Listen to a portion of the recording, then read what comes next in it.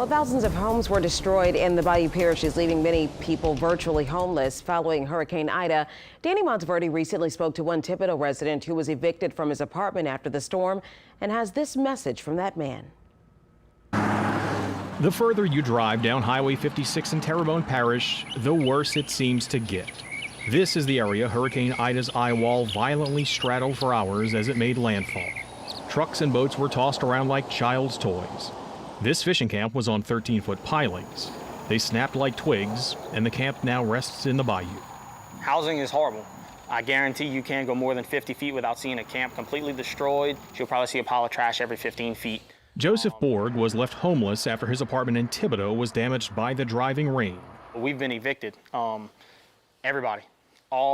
There's 9 buildings there, all 9 buildings, everybody had to leave. Yet, he feels like he's one of the lucky ones. Borg will eventually live in a camper in front of his boss's gutted camp in COCODRIE. If I didn't have him or my friends or my girlfriend's family or just all the other people, I'd be living out of my truck every night. A lot of people, all they got is a tarp on top of what's left of their roof. Borg wants people to remember that while other parts of the state have moved on from Ida, the bayou and river parishes are still hurting and will be for some time. I'd hate to say it in that way, but Terrebonne and Lafourche Parish isn't as important as New Orleans is to some people. To us, it's extremely important because it's our home. You know, this is where I make my living. This is where I work. This is where I live now. But it's not New Orleans, and people really only care about New Orleans, to say the least. You know, if it's not New Orleans, then it's not an issue. For those who work, live, or play in the city, there's a symbiotic relationship of sorts to keep in mind.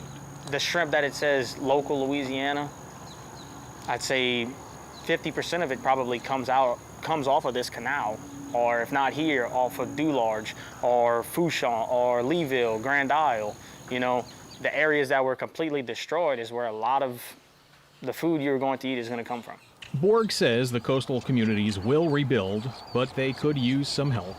Grab the hammer and grab the drywall and come give us a hand. He says he has faith it'll be okay.